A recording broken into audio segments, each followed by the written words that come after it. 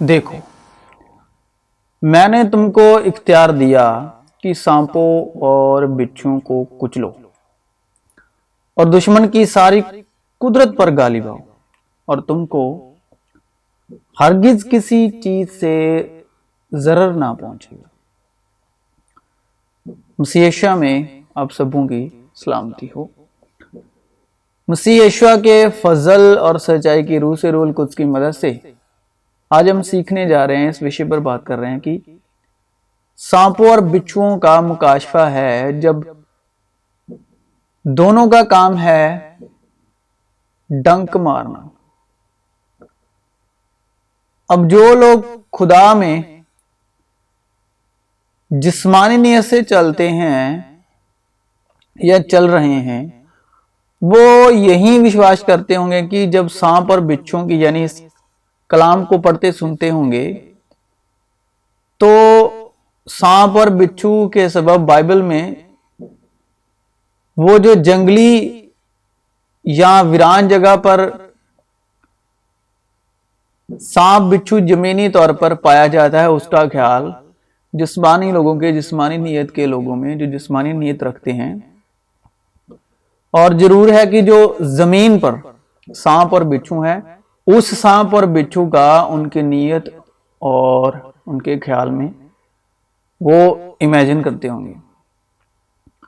क्योंकि जो जिस्मानी है वो जिस्मानी बातों के ख्याल में रहते हैं, लेकिन जो रूहानी है वो रूहानी बातों के ख्याल में रहते हैं। और जो जिस्मानी नीयत मौत है, मगर रूहानी नीयत जिंदगी और इत्मीनान। मैं मसीह यीशु पर जो रूहुल कुद्स की हिदायत से विश्वासी हैं, उन पर यह जाहिर करना चाहता हूं कि सांप और बिच्छू उन लोगों को कहा है जो फकीर और फरीसियों को, यहूदियों को, जो लोग मूसा की गद्दी पर बैठे हुए हैं और जो लोग भी उस शरीयत की पैरवाई करते हैं जो मूसा की शरीयत है 10 हुक्मों की, और उनके मुआलिम बने बैठे हुए हैं, वो मूसा की गद्दी पर ही बैठे हुए हैं, उनको सांप और बिच्छू कहा। उसने उस अजहदाहे यानी पुराने सांप को, जो इब्लीस और शैतान है, पकड़कर 1000 बरस के लिए बांधा, और इसी सांप ने बागे अदन में औरत को बहकाया और औरत के वसीले आदम को। उस वक्त यस्सु ने भीड़ से और अपने शागिर्दों से ये बातें कही कि फकीह और फरीसी मूसा की गद्दी पर बैठे हैं, बस जो कुछ वो तुम्हें बताएं वो सब करो और मानो, लेकिन उनके से काम ना करो, क्योंकि वो कहते हैं और करते नहीं। वो ऐसे भारी बोझ जिनका उठाना मुश्किल है बांधकर लोगों के कंधों पर रखते हैं, मगर आप उन्हें अपनी उंगली से भी हिलाना नहीं चाहते। वो अपने सब काम लोगों के दिखाने को करते हैं, क्योंकि अपने तावीज बड़े बनाते और अपनी पोशाक के किनारे चौड़े रखते हैं, और ज़ियाफ़तों में, सदर निशीनी और इबादत खानों में आला दर्जे की कुर्सियां और बाजारों में सलाम और आदमियों से रब्बी यानी उस्ताद कहलाना पसंद करते हैं, मगर तुम रब्बी ना कहलाओ, क्योंकि तुम्हारा उस्ताद एक ही है और तुम सब भाई हो। ऐ सांपो, ऐ अफ़ाई के बच्चों, तुम जहन्नुम की सजा से क्यों कर बचोगे? इसलिए देखो, मैं नबियों और दानाओं और फकीहों को तुम्हारे पास भेजता हूं।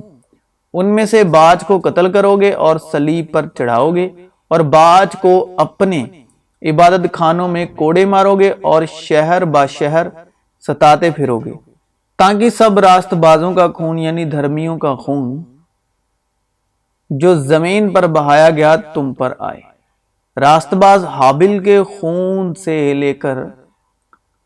बरिकिया के बेटे जकरिया के खून तक, जिसे तुमने मकदिस और कुर्बानगाह के दरमियान कत्ल किया, मैं तुमसे सच कहता हूं कि ये सब कुछ इस जमाने के लोगों पर आएगा। ऐ रयाकार फकीहो और फरीसियो, तुम पर अफसोस है کہ نبیوں کی قبریں بناتے اور راست بازوں کے مقبرے راستہ کرتے ہو۔ اب فقی اور فریسی یہ نہیں ہے کہ جب میں یہ چیز پڑھ رہا ہوں کلام میں سے تو ان فقی فریسیوں کی بات ہو رہی ہے، ہر وہ انسان فقی اور فریسیوں کی اولاد میں سے ہے، ان کی منٹیلٹی میں سے ہے جو موسیٰ کی گدی پر بیٹھا ہوا ہے، جو موسیٰ کی شرع کی تعلیم دیتا ہے، تو وہ ان کی صلب سے ہی آ رہا ہے۔ کسی نے ان کی منٹیلٹی کو اڈاپٹ کیا ہوا ہے، کوئی من ہی من خود کو ان کی طرح سمجھے بیٹھا ہے، مطلب اپنے من کے ساتھ ہی کچھ لوگوں نے عہد کیا ہوا ہے ان کے جیسے، اور کہتے ہو کہ اگر ہم اپنے باپ دادا کے زمانے میں ہوتے تو نبیوں کے خون میں ان کے شریک نہ ہوتے۔ اس طرح تم اپنی نسبت گواہی دیتے ہو کہ ہم نبیوں کے قاتلوں کے فرزند ہیں۔ یہ یوحنا اونٹ کے بالوں کی پوشاک پہنے اور چمڑے کا پٹکا اپنی کمر سے باندھے رہتا تھا، اور اس کی خوراک ٹڈیاں اور جنگلی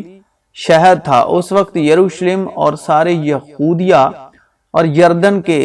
گردنواح کے سب لوگ نکل کر اس کے پاس گئے اور اپنے گناہوں کا اقرار کر کے دریائے یردن میں اس سے بپتسمہ لیا۔ مگر جب اس نے بہت سے فریسیوں اور صدوقیوں کو بپتسمہ کے لیے اپنے پاس آتے دیکھا تو ان سے کہا کہ اے سانپ کے بچوں، تمہیں کس نے جتا دیا کہ آنے والے غضب سے بھاگو؟ پس توبہ کے موافق پھل لاؤ اور اپنے دلوں میں یہ کہنے کا خیال نہ کرو کہ ابراہیم ہمارا باپ ہے، کیونکہ میں تم سے کہتا ہوں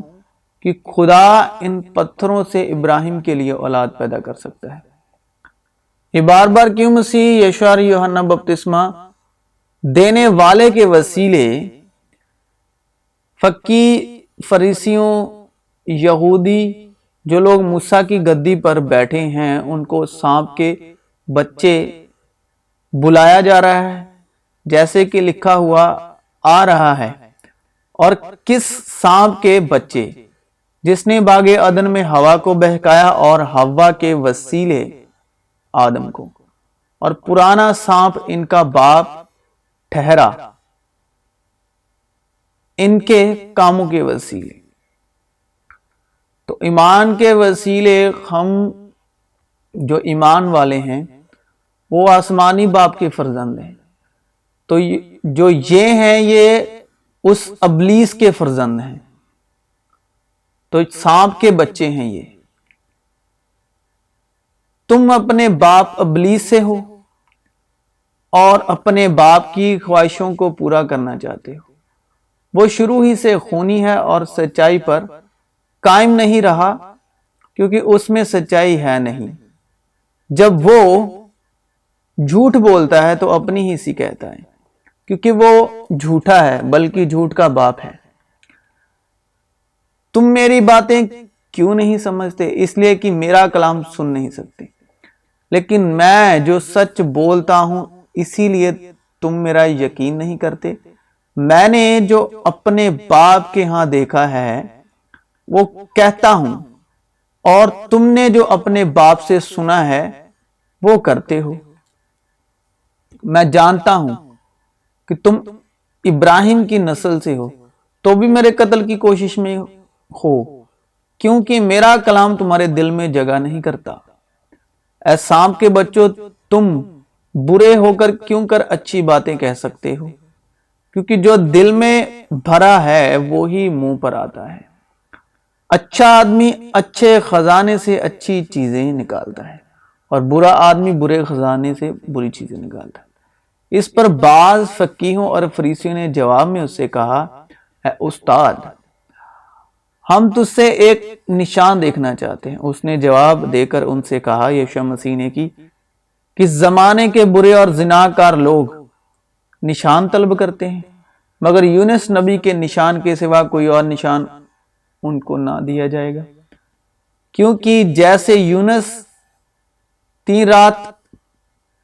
دن مچھلی کے پیٹ میں رہا، ویسے ہی ابن آدم 3 رات دن زمین کے اندر رہے گا۔ نینوا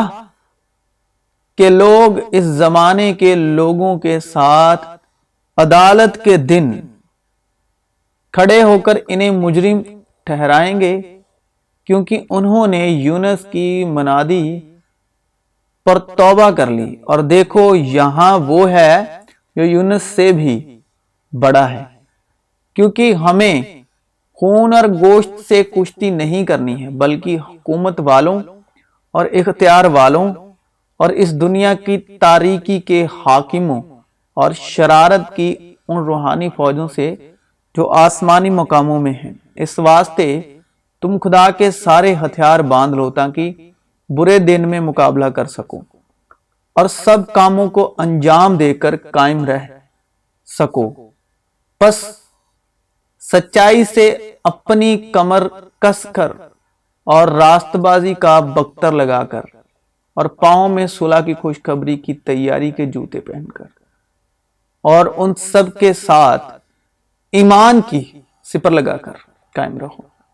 جس سے تم اس شریر کے سارے جلتے ہوئے تیروں کو بجھا سکو، اور نجات کا کھود اور روح کی تلوار جو خدا کا کلام ہے لے لو، اور ہر وقت اور ہر طرح سے روح میں دعا اور منت کرتے رہو، اور اسی غرض سے جاگتے رہو کہ سب